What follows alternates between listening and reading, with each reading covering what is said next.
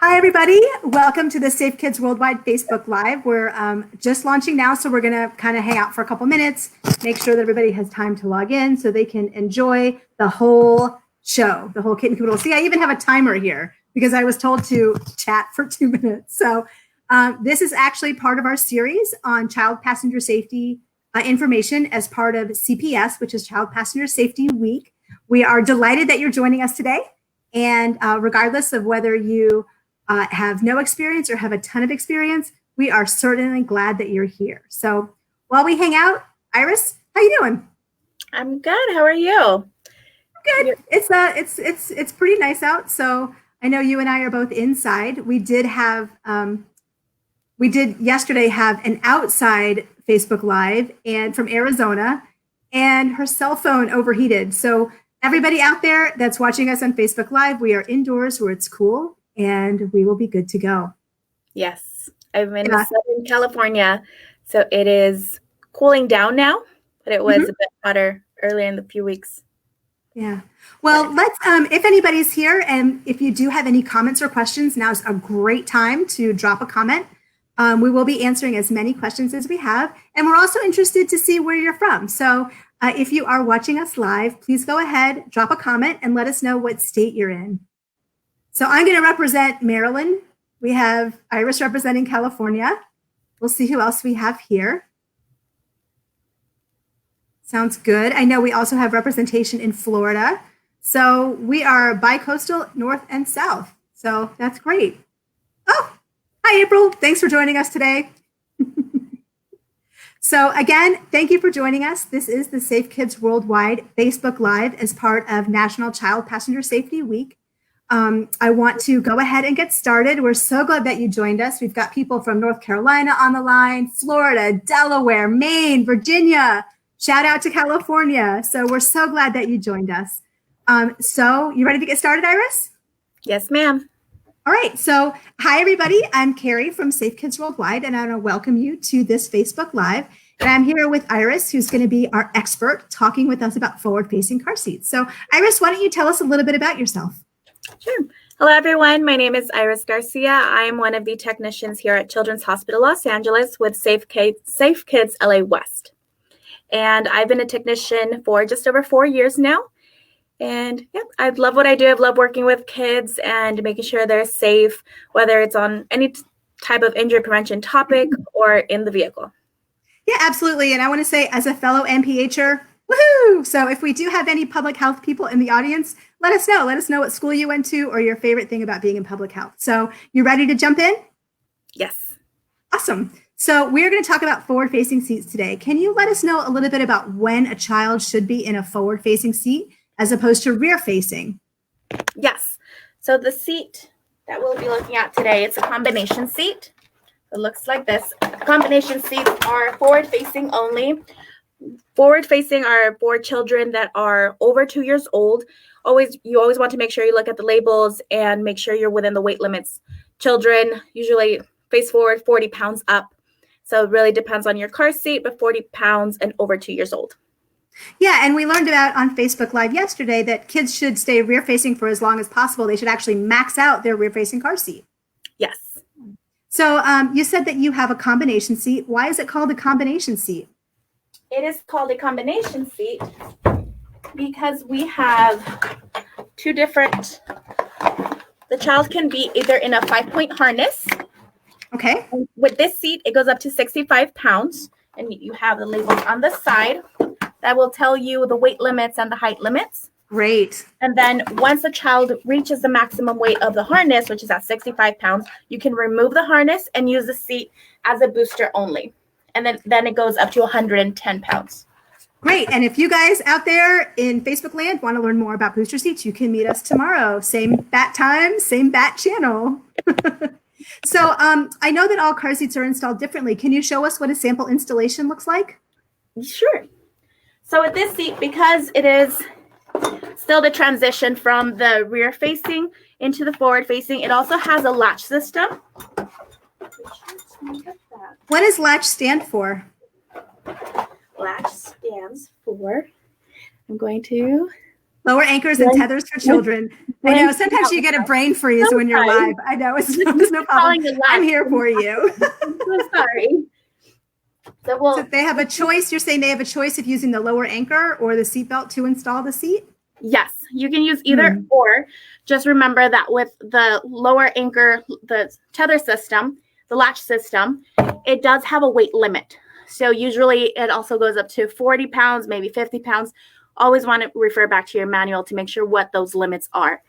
And then once it has reached those limits, you can also use a seatbelt. The seatbelt has no weight limit. Good to know. We will be installing the car seat today with the seatbelt. Now, also another thing to note with this forward-facing seat, there's only one belt path right here. Whereas with the convertible that you saw yesterday, there's two for rear-facing and forward-facing. There's only one belt path in this combination seat.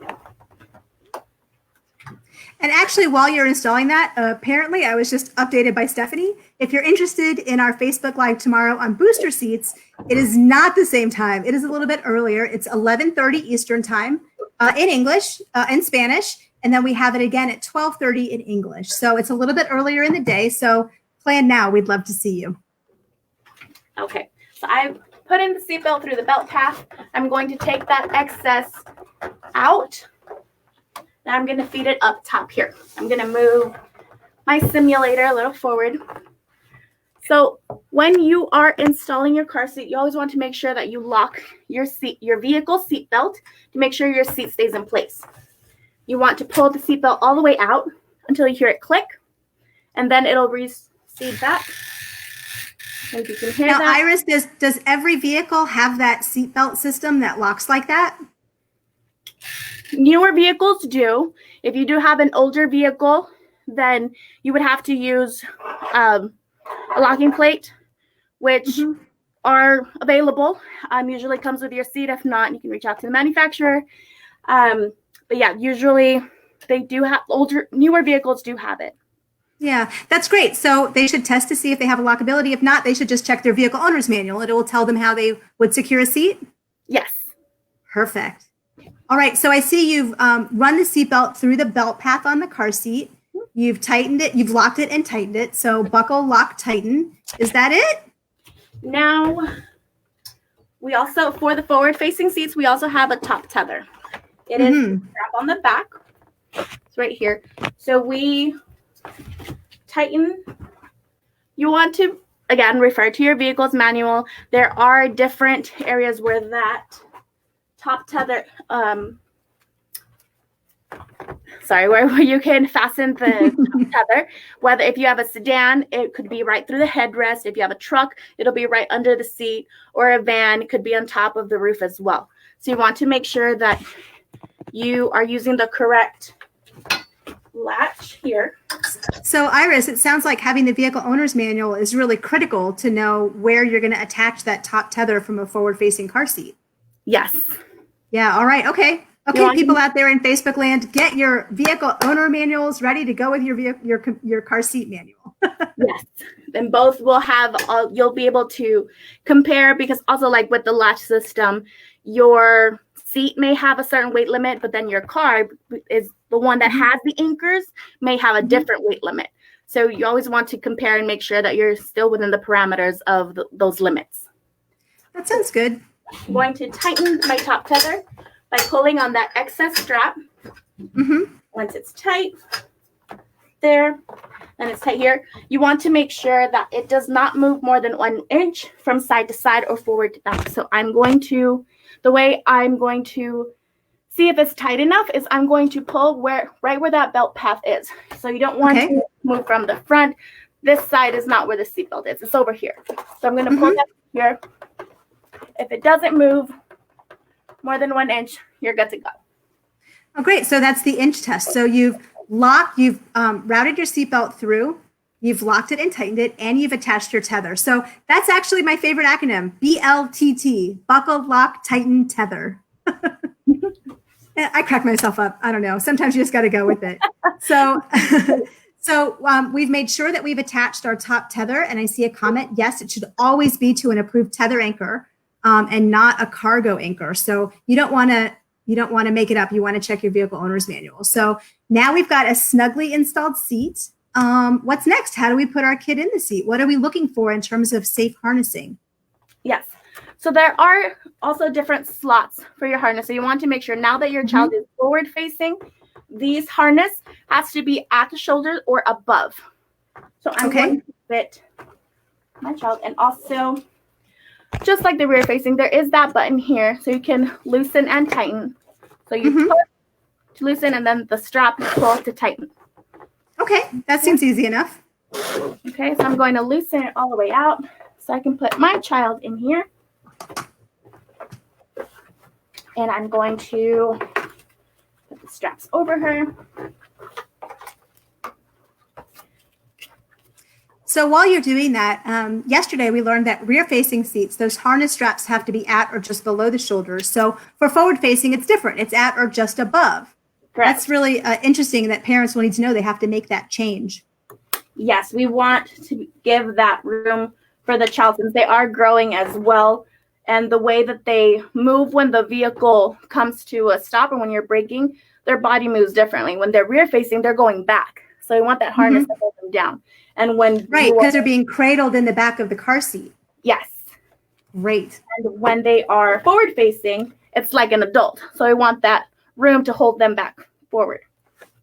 That makes sense. So now that she is in, I'm going to tighten by pulling that strap on the bottom. And that retainer clip as well. I'm going to start low. That way we tighten the harness as... Oh, right. Yeah. If it's already up high, when you tighten it, it could come up and hit the child in the neck. That's a good tip. Then we're going to start low and tighten as much as possible to where we're going to use what's called the pinch test. So if I can pinch the excess webbing here, if I can pinch it, that means it's still too loose. So I'm going to tighten a bit more. And you're testing at the child's shoulder and collarbone? Is that where you're testing? Yes. Right where my child is and the harness is coming through. Let me see if I can get you a little closer. It's at her shoulder or above. Right here. That looks like a perfect fit for her. Yeah. Thanks for that close-up. Yeah. Now once the harness is all set, you want to move your retainer clip up to the armpit level. Right here. So it's right at their chest cavity. Because if it is too low, and in case of a severe collision, that will damage her organs as well. So we want it higher up so we can also restrain her up top. Okay. So it sounds like with the harness, there's really 3 things you need to remember. The first thing is that the straps are at or above the child's shoulders. They have to patch the pinch test, and that retainer clip goes right at armpit level. Yes. Well, that's great. All right. Well, that's a really great summary. Do we have any questions? We can answer some from the field. Oh, here's a good one. What is the strap on the back for? Yes. So this strap on the back, it's called that top tether. So regardless of whether you use latch or the seatbelt, which you will use either or, you always want to use that top tether as well. That's the one that you can use with either one, because we want to secure that top seatbelt, because we don't want it to move from side to side as well or forward. So it just has that extra restraint from the seat to your vehicle seat. So you want to make sure that's tight up there. Yeah, it's like an extra point of contact. Yes. That makes sense. That's great. That's good. Now, when you're out in the field talking with parents and caregivers, what's one of the most common mistakes that you see? With forward facing, it's right here, the headrest. So right here. So with this one, see, there's a button right here. You can just push, and it goes up and down. Okay. Depending on the child's height. So we want the child's head to fit right in between that headrest right there. So as the child is getting taller, you're going to be adjusting your harness to move up as well with your child, and then you can move that headrest up too. So a lot that we see is the harness gets moved up and this doesn't, or vice versa. This gets moved up because the child is getting taller, but not the harness. The harness just becomes looser. So we still Right, want because with that car seat, they weren't connected. I know some car seats, they are connected. And as you raise and lower that head restraint, it raises and lowers the straps. But for that one, it was two different systems. So I could see where a parent or caregiver might forget that second step. Yeah. So again, because there are so many different types of car seats, it is always very important for you to look at your car seat manual. Oh, I'm so glad you pulled that out. You know, one thing that we get asked a lot about are recalls. Now, where would somebody find on their car seat how to know whether or not the seat is recalled? NHTSA, the National Highway Transportation Association, has it on the recall list. I'm just so used to so many acronyms. And so you can go online and check their current recall list. I think the most recent one that came out was earlier this year. Yeah. And the important thing for people in the audience is that there's a label on the car seat that has the date of manufacture and model number. So, and the number for the company. So they should go ahead and register that car seat. Yes. So when you get your car seat, even if you don't have the registration anymore, let's say you got your car seat last year and you don't know where that that manual is, you can find the manual on the manufacturer website. You can still register your car seat on the manufacturer website. So I'm going to show you right now where on this seat where it is. And that's a great tip that you can always go to the website and register your car seat. Yeah. So right here. Oh, look at that. Yeah, we can see the label. Right there. So it'll have the manufacturer date, the model number, and the name as well. And some have expiration dates, so it's good to know. Car seats do expire. They expire 6 years after manufacturer date. So if, let's say, you purchase your car seat this year, you don't know how long it's been at the store shelf. So it could have been there for a year already. So always want to make sure that you're still using your car seat within its manufacturer dates as well. Yeah, and we know that for some of these seats that are lasted longer, the expiration date might be longer. So that manual that you talked about is so important because it'll have that information in it. Oh, we have a question. You ready for a question from the field? In regards to leather seats and car seats, sometimes it's hard to get a snug fit so the bottom portion doesn't move.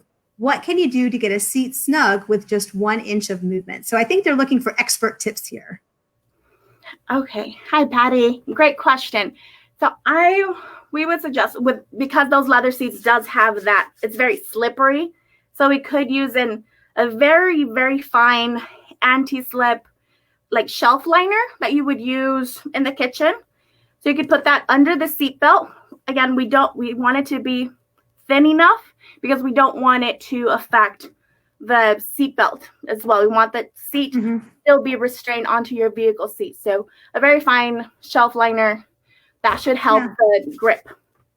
Yeah, and one thing about shelf liner, I mean, you're in California, it can get really hot, so you want to make sure that you're not going to damage the seats. So another great tip would be a very thin towel. So a very thin piece of fabric that won't do it. But at the end of the day, you've got to go to the car seat manufacturer and see what they approve to put below the seat.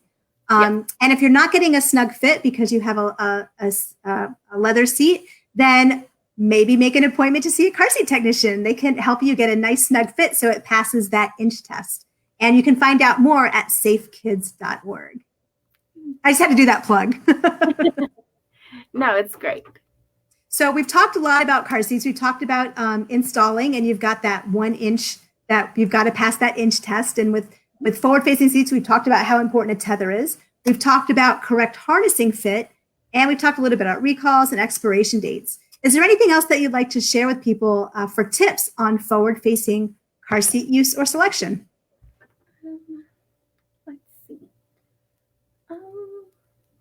Just being mindful of your kiddos as well. You know your child best. So as you will see them, you will be fitting them in the car seat every single day, every time you're going out. So always make sure you're measuring, you're looking at their shoulders specifically with that harness, because as they're getting taller, sometimes they just get tall overnight, it feels like.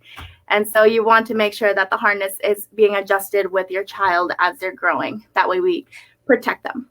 Yeah, and that's great because it leads into a question from one of our viewers, Suzanne. Can you please review how to tell when a child has outgrown the harness? How long should they use the harness? Okay, so that, oops, sorry. So there are different slots for your harness here. So as your child is growing, the seat has also height limits with the 5-point harness. And for example, for this one, it is 127 centimeters, so 50 inches. So always also look at those labels. The car seat will tell you weight and height limits as well. So if your child has reached that height limit, you can remove the harness, and also using the 5-step test to go into a booster, which you will learn about more tomorrow. So it sounds like as long as they're within the height and weight limits for the harness, and they have to look at the labels, they should use it for as long as possible until they max out one of those. Yes. All right. Well, that's a great tip. Well, Iris, thank you so much for joining us today. I hope that everybody's learned a lot. We appreciate you sharing your expertise and your enthusiasm for child passenger safety. So I want to give a quick thank you to everybody that joined us as well. Iris, it's been a pleasure. Have a great day. And goodbye, everybody out in their Facebook land. We will see you tomorrow. We will see you tomorrow at 12:30 p.m. Eastern Time for English and 11:30 a.m. Eastern Time for Spanish to learn more about car seats. Goodness gracious. Bye, everybody. Thank you. Have a great day.